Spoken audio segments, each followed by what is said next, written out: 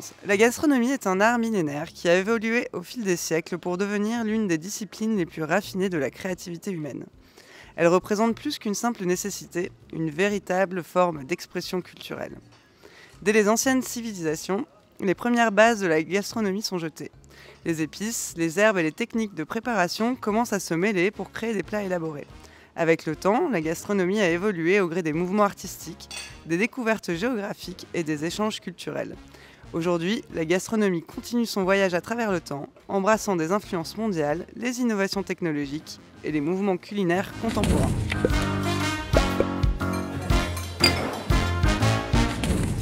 Bonjour et bienvenue au comptoir. On se retrouve à notre habitude avec Marion Ochtam pour ce 5e épisode intitulé Soul Kitchen où nous discuterons cuisine et création avec nos invités. Avant d'arriver dans nos voisinages, assiettes ou dans les pages d'un livre, comment sont élaborées les recettes et concepts de restauration qui nous donnent envie d'y revenir? Nous recevons aujourd'hui pour répondre à cette question Raoul Weil. Bonjour. Restaurateur à Genève et Lausanne, et Yann Mantelli, chef de cuisine de Coin Coin. Bonjour. Du coup, pour commencer, je vais vous laisser vous présenter rapidement. Vas-y Yann, je te laisse. Je suis cuisinier de base et puis je suis arrivé à Coin Coin il y a maintenant une année pour monter ce projet qui était à la base un café-bar pour une évolution en restaurant qui s'est fait il y a quelques mois. Et voilà, je ne sais pas trop... Chef de Coin. C'est déjà beaucoup, c'est déjà bien. Et pour moi, je suis à la tête de l'entreprise Umamido en Suisse, donc les restaurants de ramen. Je suis aussi un des associés dans Coin Coin. Ça fait maintenant 8 ans, 9 ans que je suis dans la restauration active. Avant, j'étais dans l'événementiel culturel et sportif et musical. Et voilà, c'est une belle aventure dans la restauration qu'on continue avec Anne depuis une année et mes associés. Chouette, merci pour ces présentations. On va tout de suite rentrer un peu plus dans le vif du sujet. Aujourd'hui, on a envie de parler de créativité en cuisine et aussi dans des concepts de restauration. Comment est-ce que vous définissez un petit peu la créativité en cuisine ou la créativité en général d'ailleurs? Enfin, je pense que pour un cuisinier, pour deux cuisiniers même. C'est une question vaste. Donc, comment on définit la créativité? C'est très vaste, oui, c'est pas obligé d'être une définition du dictionnaire. Ouais, non, mais il y a une approche. en soi, si c'est vraiment dans la cuisine et la restauration, clairement, il y a des process dans la créativité, mais ouais, c'est de l'exploration, c'est de l'intuition, c'est des envies, c'est des stimulations, je pense beaucoup. Et la créativité, c'est réussir à canaliser un peu tout ça d'une manière naturelle et sans trop de contraintes, même si la contrainte aide souvent. Et moi, je vois ça comme ça. C'est multifactoriel la créativité. Ça dépend beaucoup aussi des humeurs. Et c'est ce qui est difficile dans la créativité, c'est aussi c'est justement la gestion de ses humeurs, ses sensibilités, et puis comment on arrive à le retranscrire.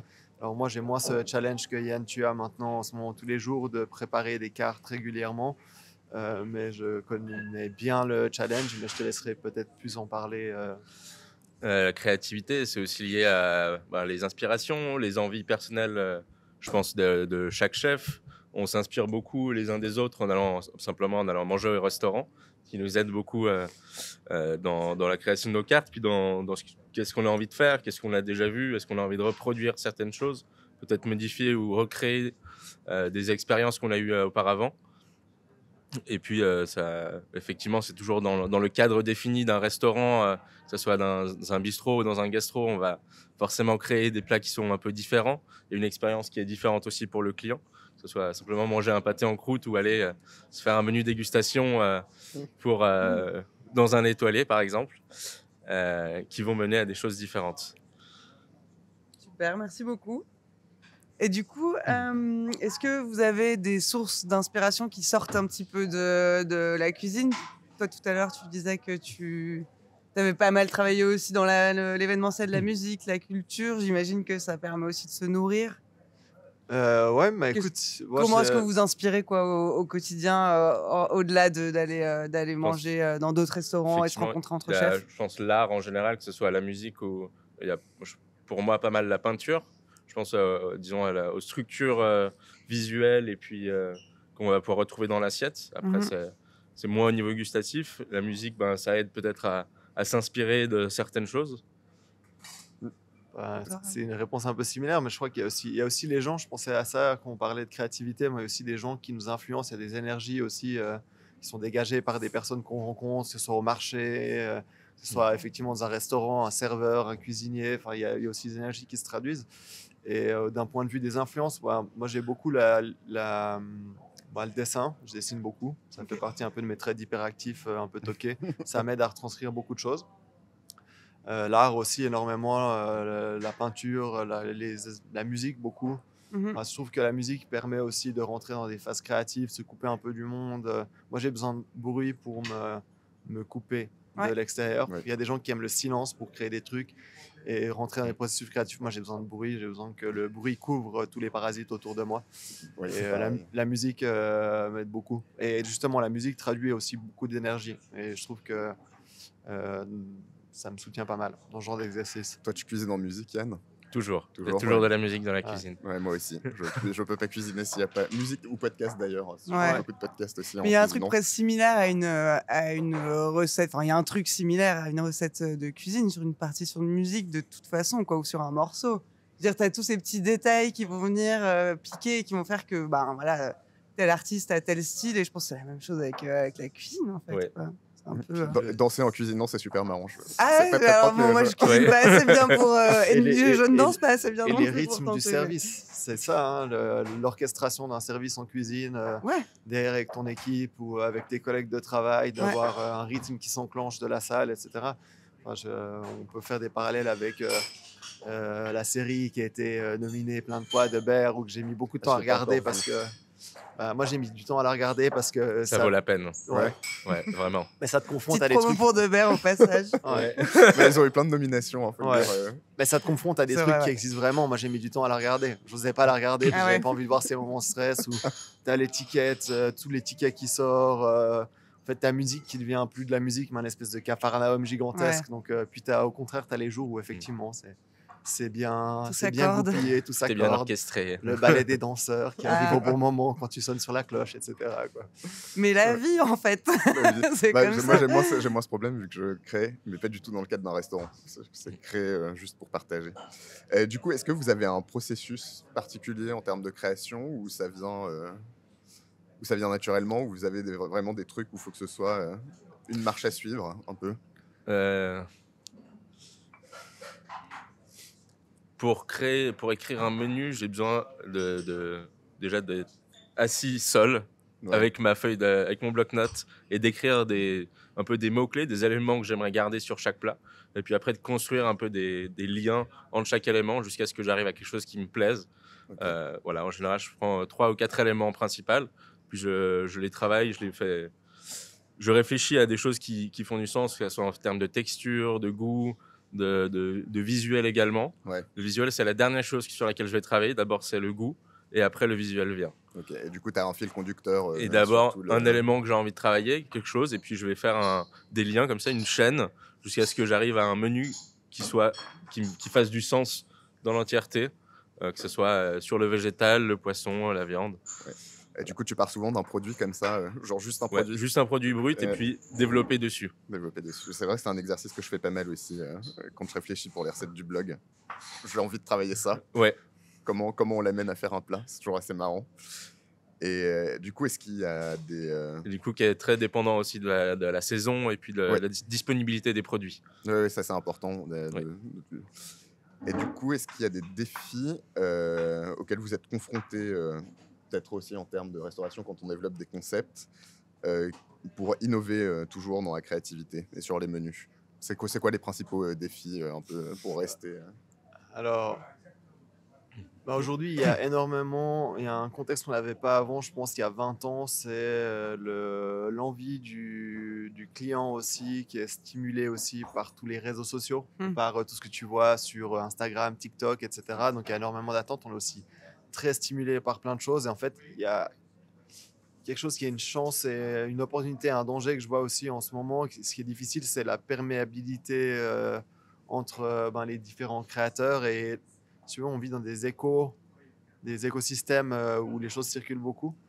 Et du coup, à quel moment tu arrives à garder ta propre patte, ta propre créativité et puis ta vraie intention de départ avec tous les stimuli que tu as autour et tout ce que tu vois tous les jours et tous les trucs dont les gens te parlent, disent oui, mais j'ai vu ça l'autre jour sur Instagram, tu devrais faire ci comme ça, mais c'était vachement plus rouge et puis en fait, tu as vu l'œuf, etc.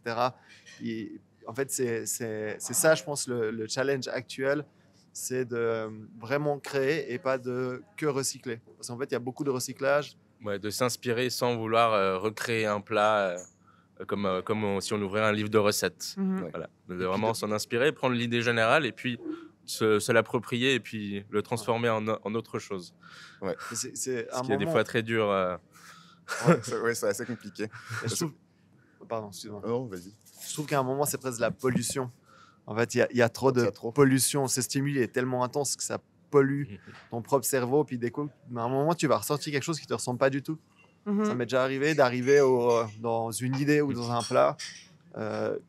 Et en fait, tu te rends compte que c'est pas toi. C'est tout ce que tu as pompé toute la journée, depuis le matin, entre les réseaux sociaux et les différents trucs de la semaine, la période super chargée avec un truc.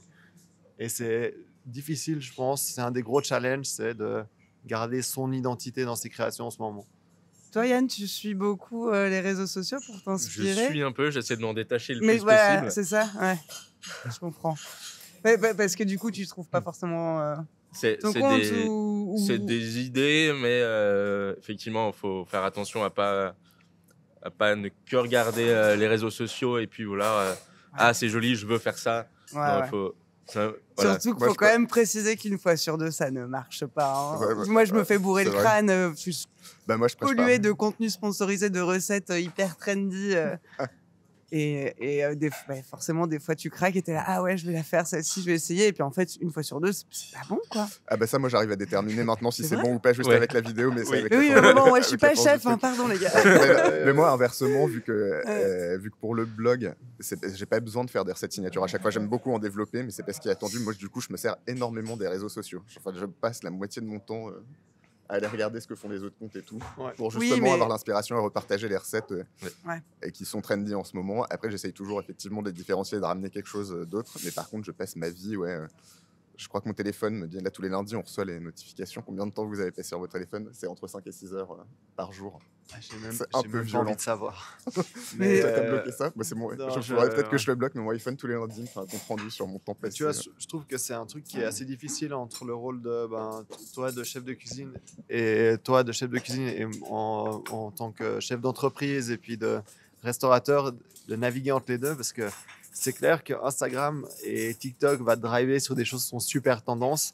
Donc, d'un point de vue du chef d'entreprise ou du restaurateur, tu dis, ça va marcher, ça marche en ce moment, donc on devrait tendre là-dedans. Et puis, tu as de l'autre côté l'envie de ta créativité qui te dit, j'aimerais plutôt faire ça.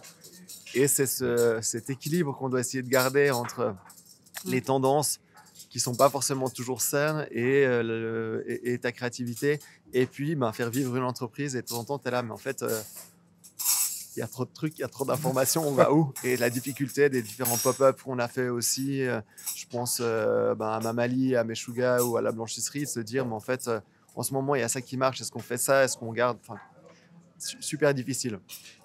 Ouais, donc c'est l'équilibre. Il y a aussi ce côté où le client doit aussi pouvoir s'y retrouver et se comprendre le plat qu'on fait sans que ce soit quelque chose qui part dans tous les sens.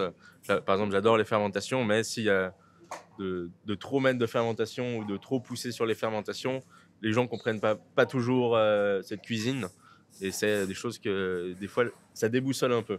Ouais.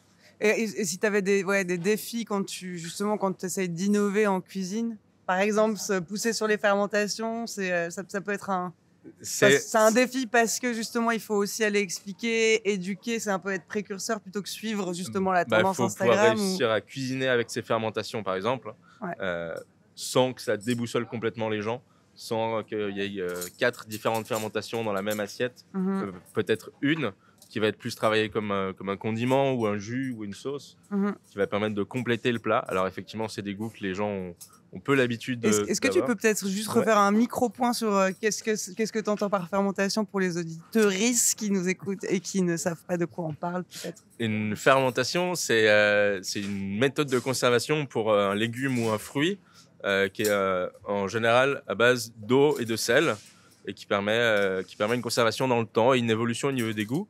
Ça va souvent acidifier le légume ou le fruit en l'occurrence et tout peut être utilisé, que ce soit l'eau qui est mise avec ou le produit lui-même. Ouais. On peut citer à titre d'exemple la choucroute ou exactement, le kimchi, la choucroute C'est exactement ça. ou le kimchi, pour ceux qui connaissent, qui sont des lactofermentations. Mais justement, je pensais à ce que tu disais par rapport à la fermentation et puis les discussions qu'on a eues ces quelques derniers mois depuis l'ouverture de Coin Coin, de comment on arrive à aussi séduire le client pour l'amener d'un style, enfin, comment on partage son style de cuisine avec quelqu'un quand effectivement on a des partis pris qui peuvent être assez engagés et comment on arrive à amener quelqu'un qui connaît pas la fermentation, qui a l'habitude de venir dans un établissement XY ou Coin du départ où on faisait des choses un peu plus terre à terre avant d'avoir la cuisine très explorative et très innovative de Yann, et comment on l'amène à lui donner les outils pour justement apprécier les nouveaux codes de la cuisine qu'on développe. Et ça, je trouve, c'est un truc dans la créativité aussi. De temps en temps, on oublie que, je pense surtout à la cuisine où on a des habitudes alimentaires, eh ben, on doit amener les gens. C'est comme le vin. La première fois qu'on a bu une goutte de vin, ben, la plupart d'entre nous n'aimaient pas ça. On continue à en boire aujourd'hui. Donc, on a appris à apprécier le vin et on nous a dirigés aussi dans ces éléments-là. Et je pense que la cuisine de Yann, justement, elle est très explorative, elle est pleine de saveurs et que juste le chemin se fait bien en ce moment de comment tu arrives à petit distiller ton savoir dans les différents plats et puis amener les gens à dire ah mais en fait ça c'est un jus fermenté de fraises que j'ai mis avec mon maquereau grillé qui était incroyable. Ça fait trop c'est juste sur très, le très titre. bon. C'est le maquereau grillé, c'était jus de fraises fermentées, pimentées et betterave, c'est ça, ouais. C'est incroyable. Mais il y a J'ai un encore truc dans un la peu bouche. tout puissant, non, à réussir à modifier, enfin à faire évoluer le palais des gens. Enfin, c'est pas tout puissant, mais je trouve que c'est quand même vraiment chouette d'en arriver là, quoi. Quand tu pousses, enfin, moi je le vois aussi avec le vin, à force de goûter certains types de vins avec des amis, tout ça, et que tu vois leur palais se modifier. Bah, c'est toi qui m'as Finalement, habitué commence au à vin apprécier des naturel, par choses. exemple. Ouais, mais c'est Je trop ne connaissais cool. pas du tout avant. Enfin, voilà, bref. Petite Ouais, parenthèse close. Non, mais c'est sûr que oui, tu as un truc. Mais j'ai l'impression que les gens sont plus aventureux, peut-être avec les réseaux sociaux. C'est peut-être un bénéfice, mais j'ai l'impression que les gens ont moins peur de tester des nouveaux trucs. D'explorer des trucs, ouais. Il faut que ça arrive plus facilement. Du coup, une question sur la critique. Ça, c'est vraiment un peu personnel, mais c'est quoi l'importance de la culture et des traditions avec lesquelles vous avez été élevé dans votre créativité, dans votre approche de la cuisine? Est-ce que ça a un rôle important? Je pense que c'est très important parce que ça permet d'avoir toutes les bases de la cuisine traditionnelle qu'on connaît aujourd'hui, que ce soit la cuisine française ou vraiment les bases de la cuisine, qui permet d'avoir toute la partie technique pour pouvoir créer autre chose, pour pouvoir évoluer sur autre chose. Sans ces bases-là et sans ces traditions, c'est difficile d'évoluer après. Voilà. Ouais, Et je toi, trouve dans que les d'un concepts, point de vue culturel, moi j'ai mis beaucoup de temps à comprendre pourquoi je m'étais lancé dans les ramen. J'ai découvert que j'avais des liens avec l'Asie qui sont bien sûr pas de façon familiale, mais qui sont des marqueurs dans mon enfance et qui étaient très présents, avec une grand-mère qui est née en Thaïlande, mais qui est franco-anglaise. Donc, contact avec la nourriture asiatique très tôt. Et ça, 30 ans plus tard, ça m'a dirigé vers le ramen, qui est un plat réconfortant, mais qui correspond aussi au style familial des repas qu'on partage ensemble.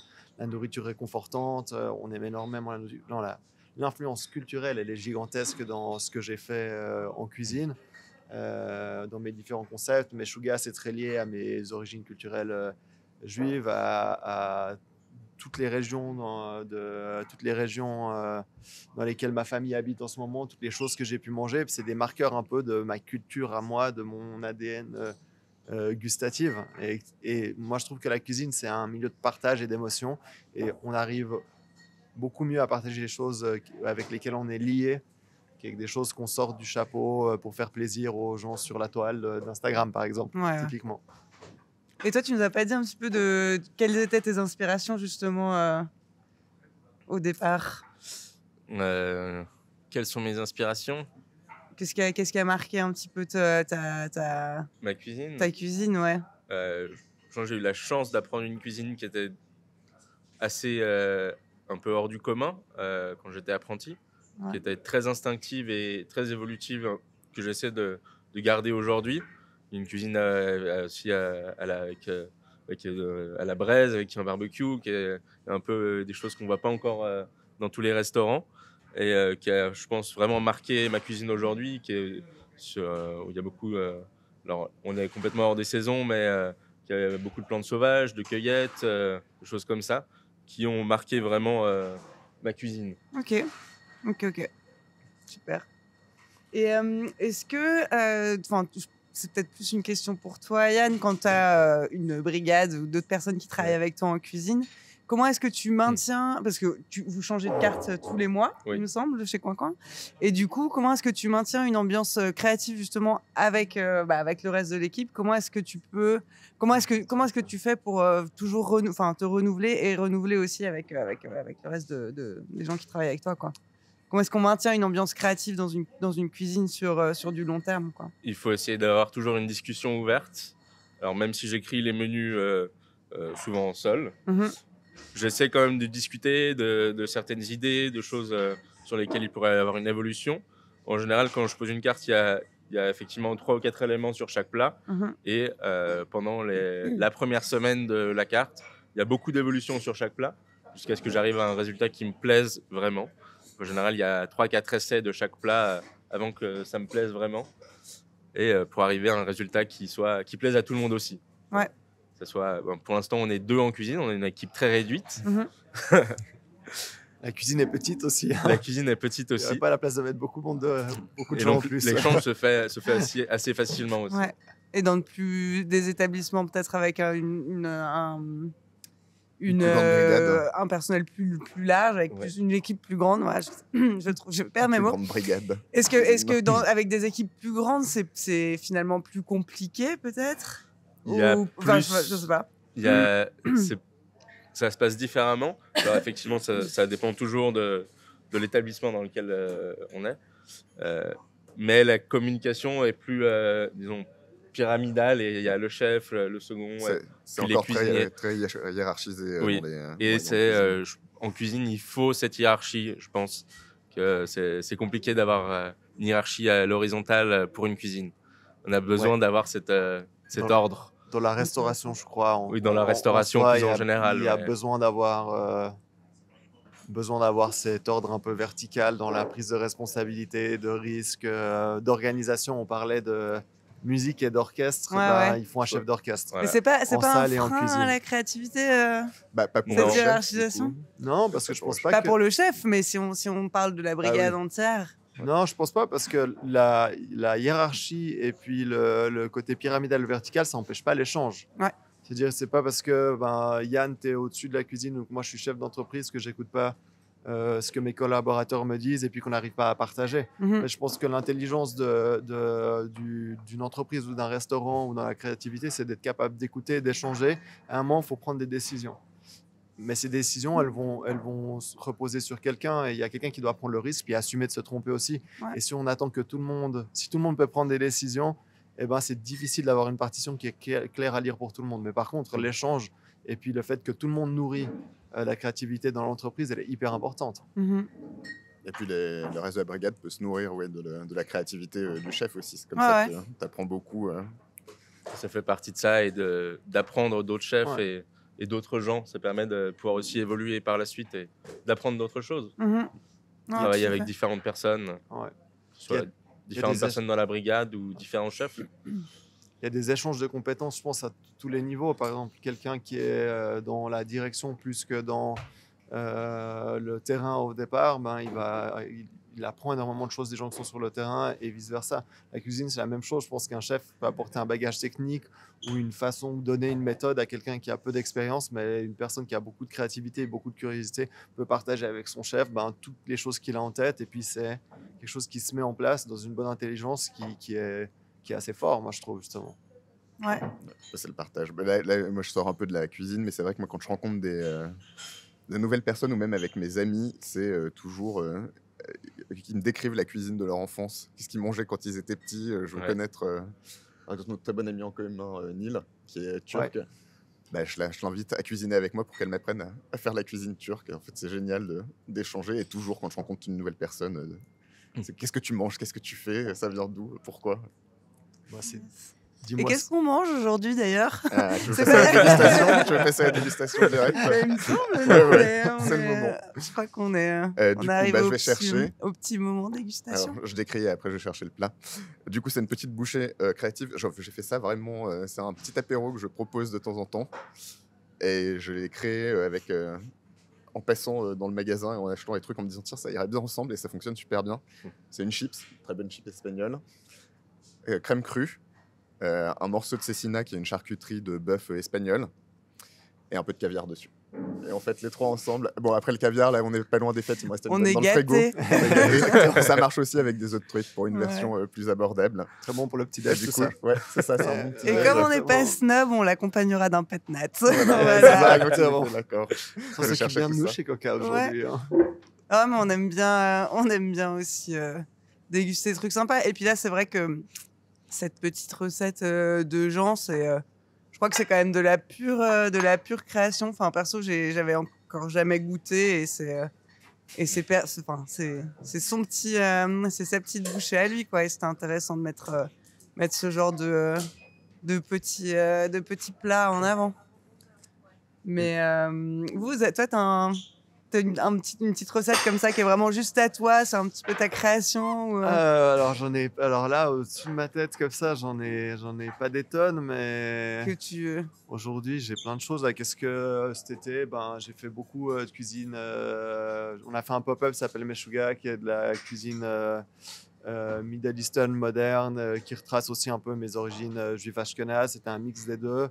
Mhm. Et j'ai un peu essayé de mélanger 2-3 trucs. Donc, on a fait un marbré de labné et de tahini avec de la poudre d'orge torréfiée, de l'orge torréfiée cuit un peu croquant, Wow. aneth et des petites huiles aromatiques.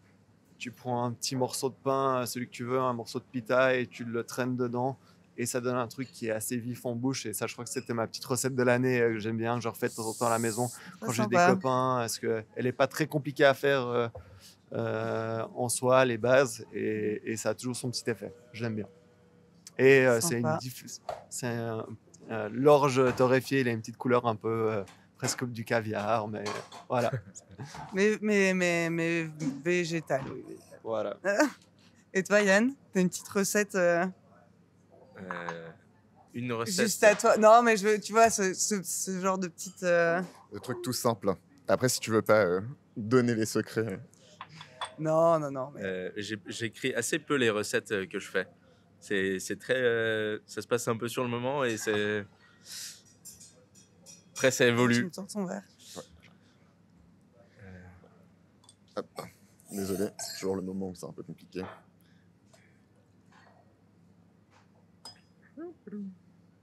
Mais surtout que tu as créé énormément de choses cette année. Oui, Donc, il faut essayer de retracer dans le catalogue de toutes les choses que tu as mis en place entre coin merci. et ta vie privée et compagnie, parce que tu cuisines aussi pas mal à côté, non? Oui.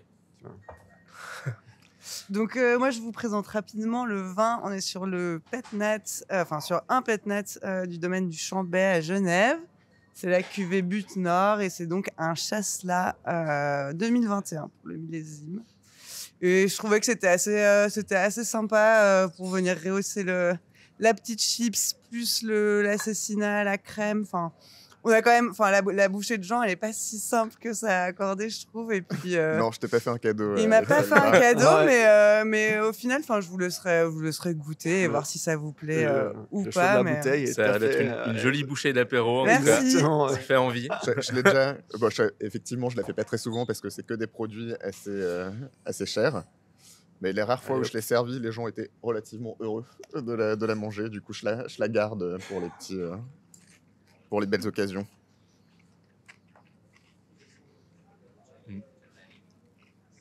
Ouais, très agréable. on est en train d'abonner les auditeurs parce qu'on parle pas la bouche pleine normalement dans ce podcast. Mais pas devant le micro, comme on l'a dit avant. Bon, voilà. Donc, du coup. Et maintenant, on essaye le. Bah, moi, j'ai essayé de prendre quelque chose d'assez droit, enfin, je trouve qu'il y a une bonne petite acidité, c'est bien rafraîchissant, la bulle, elle est fine. Ouais. On a quelques notes de fruits du verger, un petit peu, donc ça apporte un peu aussi un peu de corps. au vin et voilà. Pour moi, ça. T'as fait un accord, c'est en opposition ou en... En fait, on peut pas dire que ce soit en opposition, en harmonie, parce que tu as le côté un tout petit peu beurre, enfin un petit peu crémé du vin qui revient rappeler la crème crue, la bulle, le croquant de la chips, Alors en opposition peut-être avec la cécina, mais moi j'aime beaucoup les vins blancs et j'aime bien les bulles aussi sur la charcuterie parce que j'aime bien rincer le gras des aliments avec quelque chose d'un un petit peu tendu. Et puis sur le caviar, ma foi, des bulles ça fonctionne quand même toujours plutôt bien. Donc voilà, mais c'est vrai qu'il y a plein de couches, donc c'est pas le Multi-layered. Vous avez pensé quoi? Non, moi j'adore. En plus, Je pense qu'il y a une jolie longueur avec la crème et le caviar, même avec la bulle, et qui rince pas tous les goûts qu'on a dans la bouche, et qui apporte vraiment encore ce petit iode en fin de bouche qui reste avec le caviar. C'est très intéressant. Et on a quand même le goût de la cécina qui reste assez présent, mais qui est très agréable avec le côté acidulé de la crème fraîche. Et j'étais très surpris de voir effectivement toutes les couches différentes de l'accord qui étaient bien déterminées. Tu les sens, je les sens quand même. Moi j'avais peur un bel ensemble. Quand je me suis dit ça, enfin la première fois que je l'ai fait, c'est juste acheter des trucs. Et du coup j'ai testé, mais j'avais peur que la cécina ait trop de goût et qu'on ne sente plus le reste, parce que c'est quand même bien présent. Bon, vu que le caviar a un goût fort aussi. Et encore, je rappelle, caviar, on peut mettre d'autres œufs de poisson. Hein. Je conseillerais les œufs de frais, tous les œufs de saumon. Pour le côté iodé, en fait. Bien iodé. Ouais. Non, mais c'est une très jolie bouchée. Voilà. On aime bien, Jean. C'est sympa comme petit déj, on dirait. Je pense même à un peu de poutargue peut très bien remplacer le caviar. Ah ouais, quelle bonne idée. C'est bon la poutargue. Voilà. Tu la mettrais en tranche ou râpée? Je le mettrais râpé. Râpé? Là, c'est en tranche, c'est difficile à mâcher après. À tester prochainement. Voilà comment on se crée des idées, des recettes. En plus, c'est parfait, j'ai de la poutargue dans mon frigo, comme ça j'essayerai. Plutôt que sur les réseaux sociaux. Non, mais justement, on en a déjà pas mal parlé, mais on avait quand même on se demandait aussi un peu avec Jean comment est-ce qu'on résiste en fait à cette. Il y a quand même une espèce de standardisation, je pense, qui est amenée par les réseaux sociaux sur les contenus qui sont publiés, les recettes. Tout d'un coup, tu as un trend de pâte à la courge et puis ça va durer 3 semaines où tout le monde fait ça. Puis on voit que ça. Non, on est d'accord. C'est quand même, je pense que c'est cool pour les gens qui cuisinent tranquille chez eux, mais quand on est chef ou restaurateur, comment est-ce que vous contournez tout ça? Est-ce que vous les contournez en fait d'ailleurs? Oui. Ok, ça me semble assez clair. En fait, je crois qu'à force de cuisiner, à force de voir des choses, on voit aussi assez vite les choses qu'on n'a pas envie de faire, les choses qui rien que par l'idée de base ne nous plaît pas, ou des choses qu'on n'a pas envie de refaire en restaurant chez nous. Mm-hmm. Voilà. Il y a des produits auxquels on ne s'identifie pas du tout. Hein. Il y a des accords qui ne nous plaisent pas. Il y a des choses... Également. C'est toujours cette sensibilité. Mais c'est vrai que des fois, c'est dur quand les clients arrivent et disent « Ouais, j'ai vu ça, c'est temps, vous devriez faire ça. » Contexte différent, ça ne marche pas ici, mais merci pour la suggestion. Mais effectivement, ça... Vous avez des exemples là en tête de trucs, le dernier truc, la dernière tendance réseaux sociaux qui vous a vraiment agacé? Sur les réseaux sociaux, ce que tu peux différencier, c'est qu'il y a des tendances, justement ces tendances où on voit la même recette partout, mais ça c'est plus des trucs de blogueurs. Et après, tu peux suivre des comptes de resto où c'est plus intéressant le contenu. Oui, bien sûr. Non, mais c'est plus sur mais les comptes de resto. Pour le coup, t'as pas une traîne qui vient te harceler en permanence. Tu peux quand même remarquer qu'il y a des, qu'il y a des tendances en restauration. Sur les produits, peut-être plus, non? Ça, je me demandais. Il y a eu une hype du maïs cet automne, non? Il n'y a pas eu un truc avec le maïs? Non. J'ai pas vu particulièrement. Ok, on oublie, on coupera ça au montage. Mais moi, je vois depuis quelques temps, de plus en plus, les restaurants font, comme on fait à Coin, des pâtés en croûte. Ouais. Et c'est une mode qui est, une mode, c'est quelque chose qui est revenu un peu à la mode depuis, je pense, 4-5 ans. Et puis, ça se développe de plus en plus. Et aujourd'hui, qui prend vraiment en popularité, qui reprend en popularité avec des choses qui sont très simples, même si c'est très technique à faire. Ouais, là, j'en ai proposé justement sur les blogs, sur le blog 2, en 2 ans, ouais. Mais ça, je crois que c'est Maison Véro qui fait des pâtés en croûte de ouf à Paris, qui est bien présent sur les réseaux sociaux. Je me demande si c'est pas eux qui ont un peu participé à la relance du truc. Et ils ont fait 2 bouquins aussi qui sont super. Mm-hmm.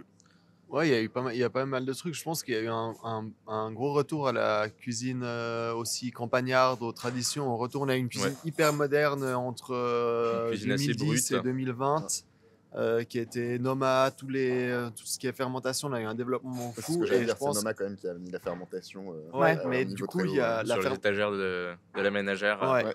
Mais, Mais oui, mais à la base, la fermentation, c'est quelque Et chose du qui était ménager. partout, quoi. et du ménager. Et du Tout à ménager, fait. ouais.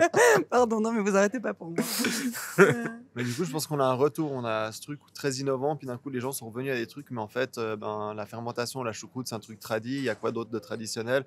On est revenu à plein de choses traditionnelles, et puis cette cuisine un peu plus campagnarde, Parce que qui est revenue, les traditions, et puis en fait, maintenant, les traditions qu'on a vues plein de fois depuis 4, 5, 6 ans se modernisent, comme ton pâté en croûte avec les shiitake fermentés ça, qui claquent. Est-ce que ce serait pas revenu aussi avec un peu le Covid où on s'est tous mis à faire du pain et du kombucha chez nous? C'est probable. Alors, peut-être que ça a aidé.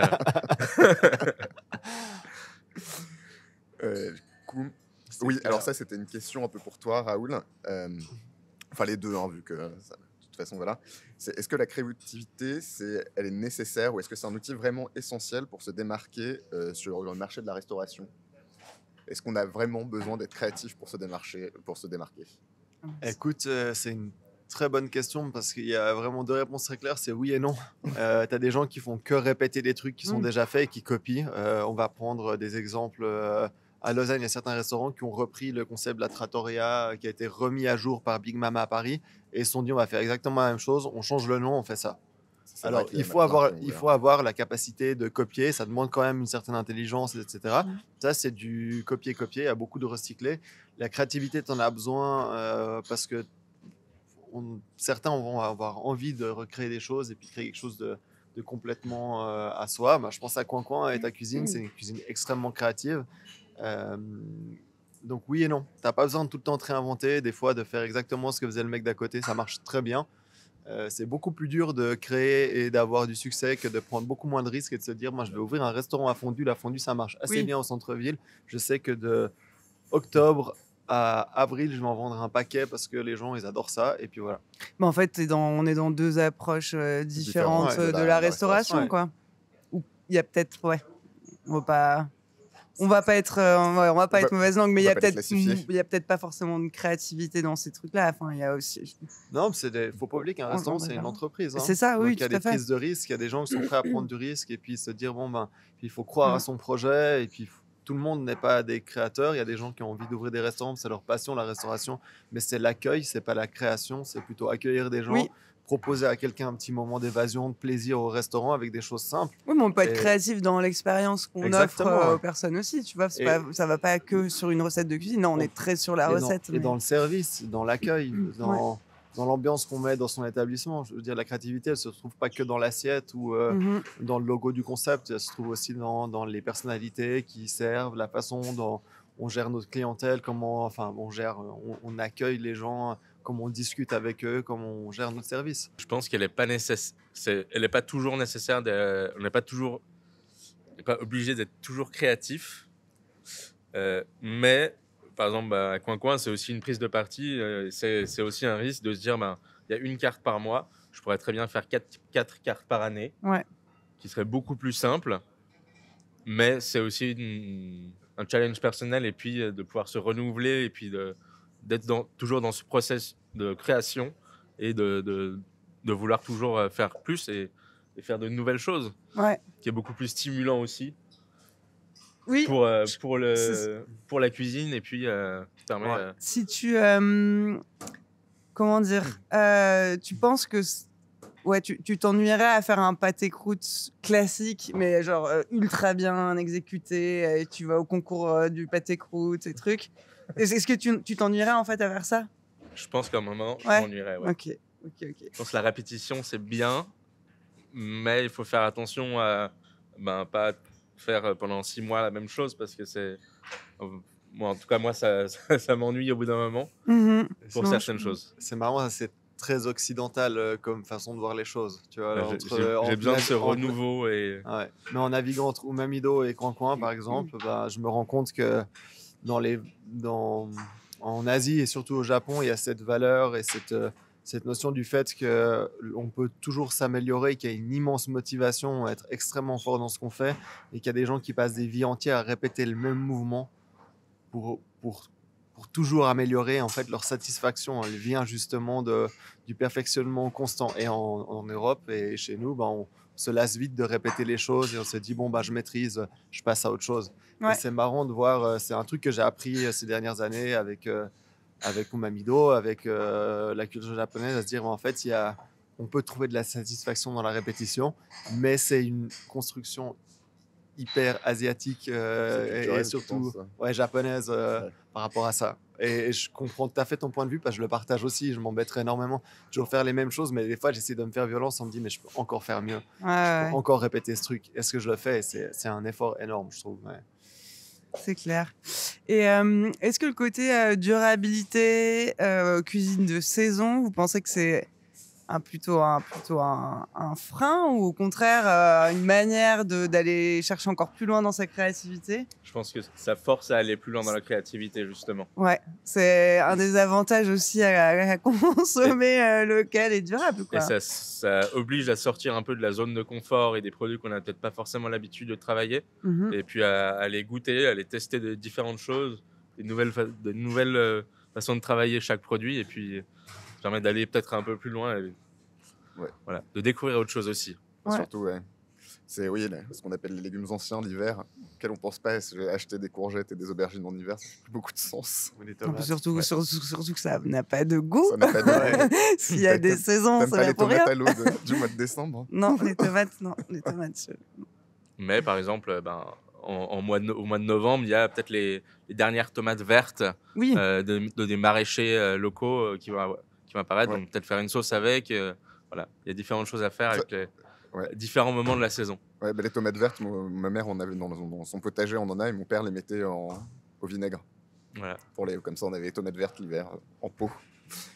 Et de la même façon que les tendances zéro déchet, ça on voit que c'est des trucs qui s'améliorent, c'est bien de les prendre en considération.